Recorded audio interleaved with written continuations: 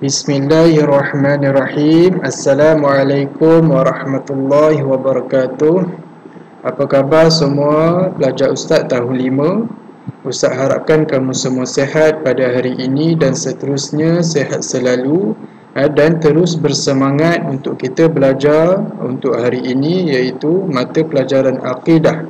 Seperti biasa, setiap hari Rabu sesi pagi kamu akan bersama Ustaz dalam mata pelajaran akidah. Bagi anak tahun 5. Sebelum kita mulakan pelajaran kita pada pagi ini, sama-sama kita menadah tangan dahulu untuk membaca doa sebelum belajar. Bismillahirrahmanirrahim. Allahumma aftah alaina hikmataka wanshur alaina min khazaini rahmatika ya arhamar rahimin. Amin. Okey, insya-Allah seterusnya Ustaz akan sambung berkenaan dengan pelajaran keempat, iaitu sifat wajib bagi Rasul. Okey, pada minggu lepas Ustaz ada menerangkan, kita pun dah belajar berkenaan dengan sifat wajib bagi Rasul yang pertama, iaitu as-sidqu. Okey, sebelum Ustaz mulakan pelajaran kita pada hari ini, Ustaz nak kamu ingat semula apa dia sifat wajib bagi Rasul. Okey, kita tengok sifat wajib bagi Rasul ada 4, iaitu yang pertama as-sidqu. Maksudnya benar. Okey, as-sidqu Ustaz ada terangkan pada minggu lepas. Apa dia as-sidqu pada Rasul ini? As-sidqu dari segi apa? Okey. Yang kedua al-amanatu, iaitu kepercayaan ataupun jujur.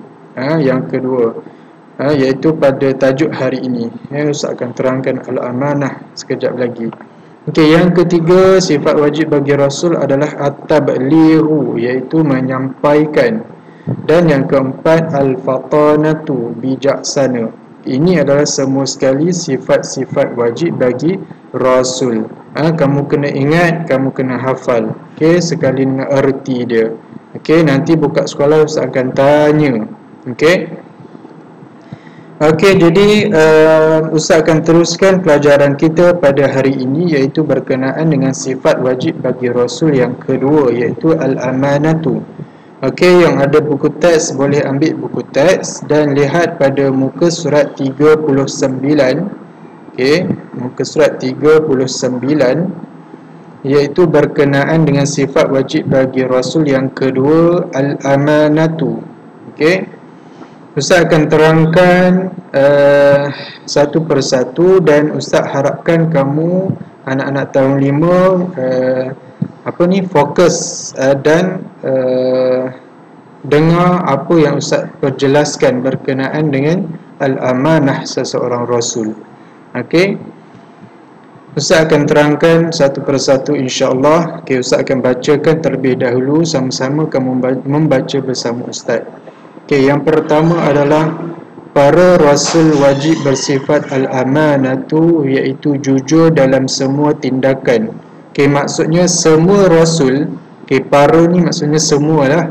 Okey, semua rasul wajib bersifat al-amanah. Wajib bersifat al-amanah. Apa maksud al-amanah? Iaitu jujur dalam semua tindakan. Apa yang semua rasul buat, semua rasul akan jujur. Tidak ada seseorang rasul itu tidak jujur ataupun mengkhianati apa yang ditugaskan kepadanya. Jujur lawan dia khianat. Jujur ni orang yang melakukan tanggungjawab itu betul-betul bersungguh-sungguh. Tidak ada berlaku pengkhianatan di dalam tindakannya ataupun tanggungjawabnya. Okey, itu maksud yang pertama. Ingat, para rasul itu bersifat jujur, iaitu jujur dalam semua tindakan, al-amanah. Okey, yang kedua, rasul terpelihara daripada melakukan kesalahan dan dosa baik zahir atau batin. Okey, maksudnya rasul ini bersifat maksum. Apa dia maksum? Okey, kamu pernah dengar tak perkataan maksum? Okey, mim, ain, sad, waw, mim. Maksum. Maksum tu maksudnya terpelihara daripada dosa. Okey, maksum adalah sifat bagi rasul, iaitu rasul itu pasti terpelihara daripada segala dosa. maupun yang zahir ataupun yang batin. Zahir itu dosa yang nampak, batin tu zahir yang tidak nampak, dosa yang tidak nampak. Okey. Maksudnya Rasul itu memang akan dijaga oleh Allah, memang akan dipelihara oleh Allah daripada melakukan dosa-dosa. Okay. Itu beruntungnya seseorang Rasul. Okey. Yang ketiga, yang kedua tadi maksudnya segala dosa yang termasuklah pengkhianatan. Kan jujur lawan dia khianat kan. Jadi melakukan khianat pun itu adalah satu dosa, dan Rasul terpelihara melakukan pengkhianatan. Itu maksudnya dalam poin yang kedua ni. Yang ketiga, Rasul tidak akan melakukan penyelewengan,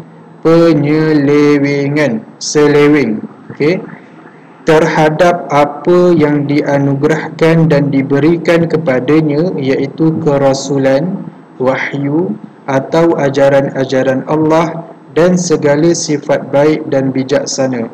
Maksudnya Rasul ini tidak akan melakukan penyelewengan, seleweng ni maksudnya Rasul ini tidak akan sampaikan perkara-perkara yang bukan daripada ajaran Allah. Ataupun penyelewengan ni maksudnya menyampaikan ajaran-ajaran yang sesat, ajaran yang bukan daripada ajaran Allah. Tidak akan melakukan tersebut. Maksudnya khianatlah.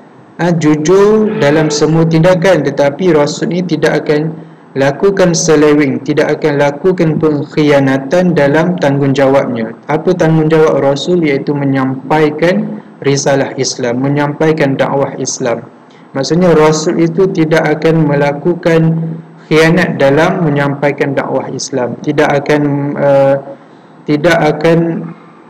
mengajar sesuatu yang tidak diajar oleh Allah. Boleh faham tak?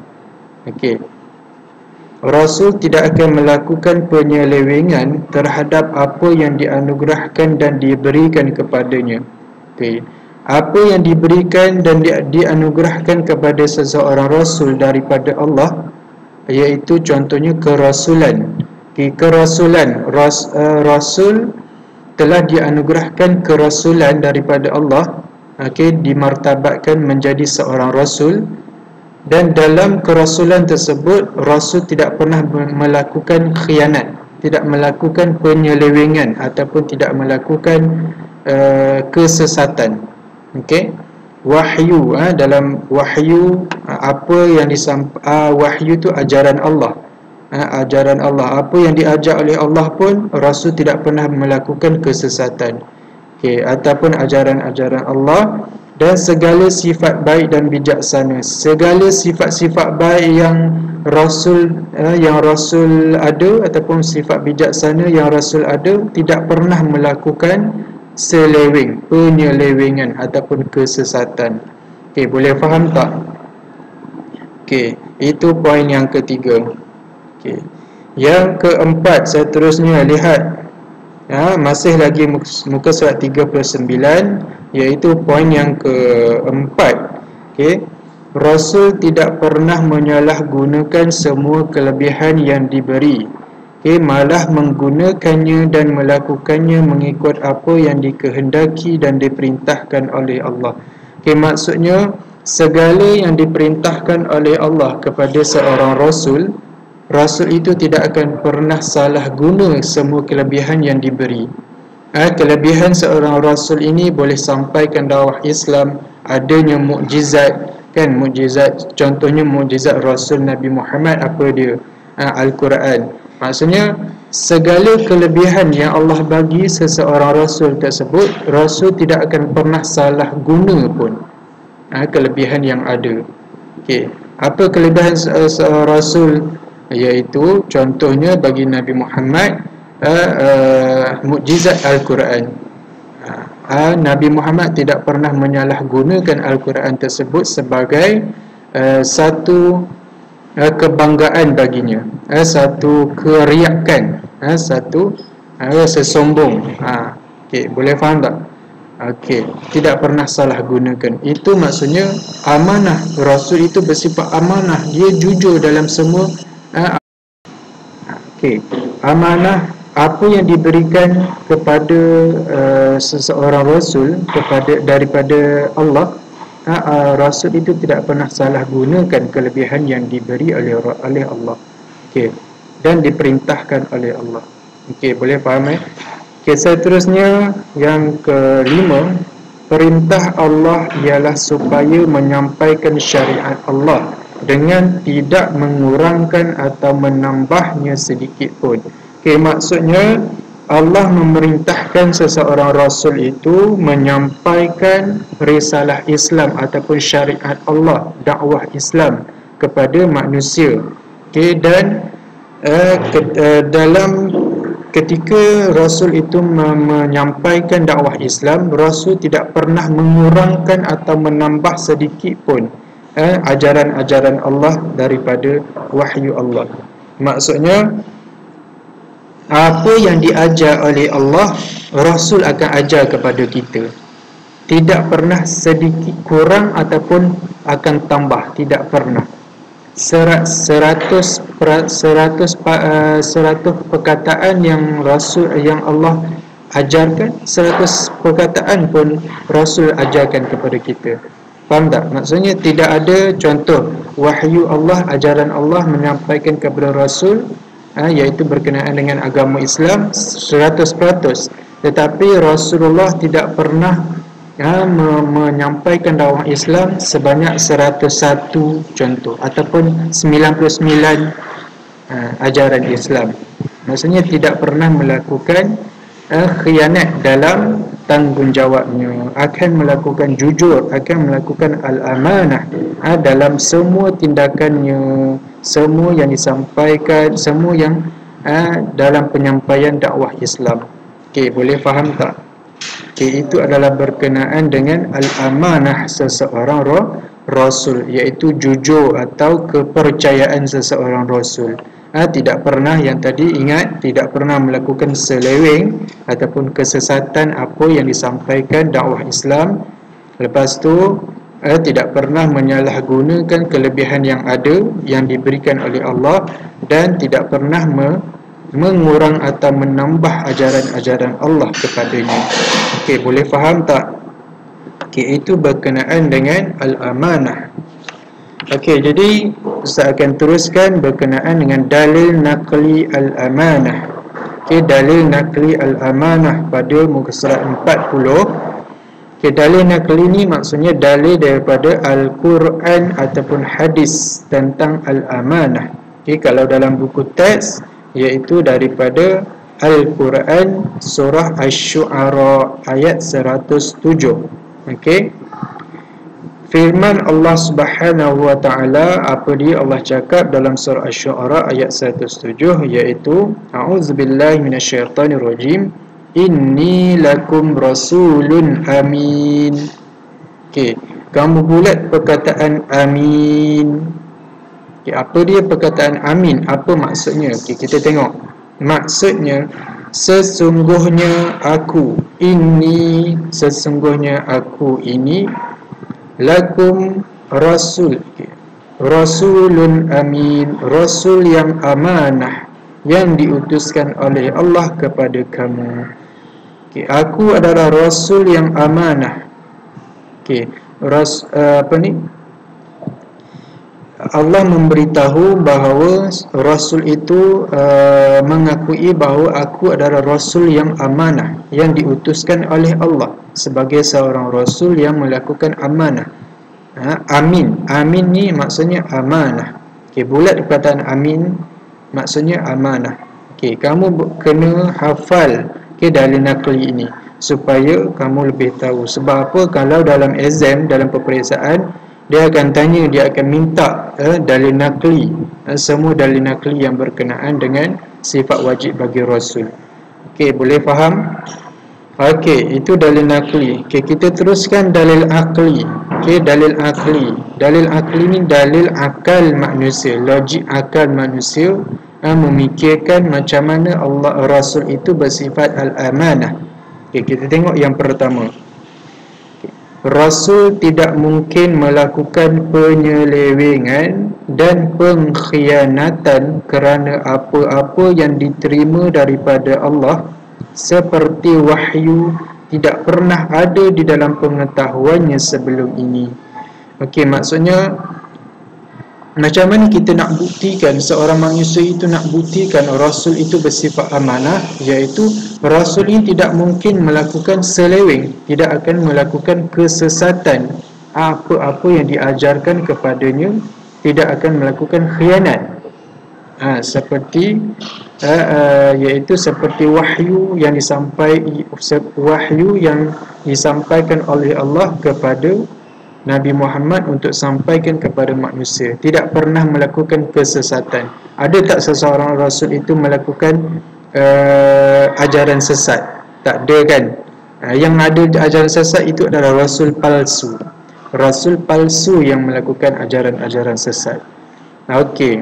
Dan kenapa Rasul itu tidak pernah melakukan penyelewengan? Kerana Rasul itu tidak pernah ada dalam pengetahuan sebelum ini. Apa-apa ajaran daripada Allah, Rasul tidak pernah tahu pun sebelum ini. Sebelum sampainya wahyu Allah kepada Rasul, Rasul tidak pernah tahu pun mengenai Islam. Okey, boleh faham?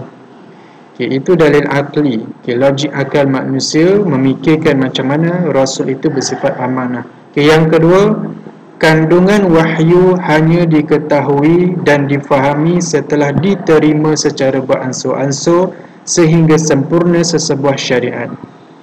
Okey, kandungan wahyu ini Allah akan sampaikan kepada Rasul itu secara beransur-ansur, secara berperingkat-peringkat, helaian demi helai, satu ayat demi satu ayat. Wahyu itu maksudnya Al-Quran.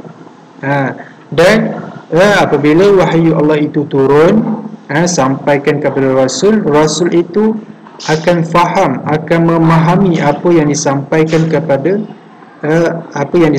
oleh Allah kepadanya, sehinggalah sempurna satu kitab Al-Quran, iaitu syariat Allah. Barulah Rasul akan sampaikan kepada manusia apa yang diajarkan oleh Allah dalam Al-Quran. Okay, maksudnya segala apa yang ada di dalam Al-Quran, Rasul tidak pernah melakukan khianat pun.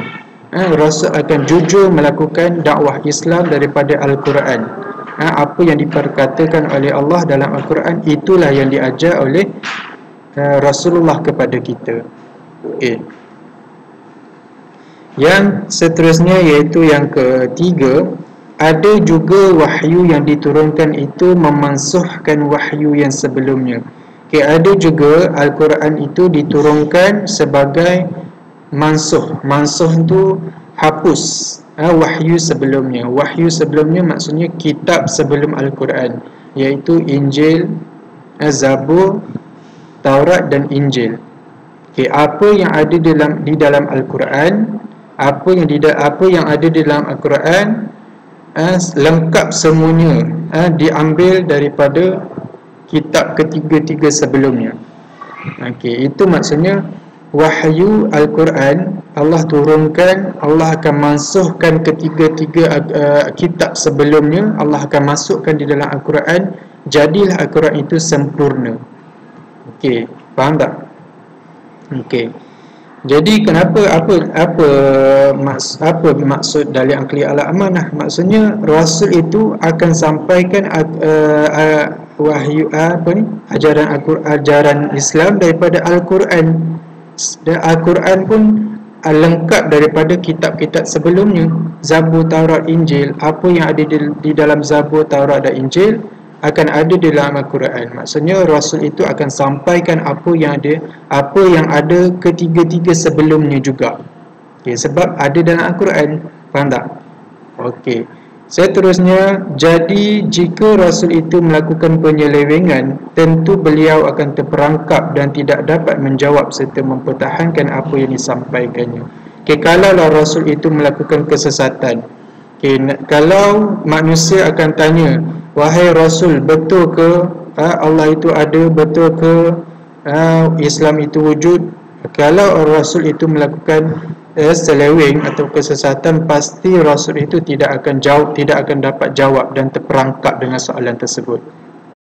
Okey, boleh faham Okey, jadi untuk hari ini itu sahaja berkenaan dengan sifat wajib bagi Rasul yang kedua, iaitu al-amanah.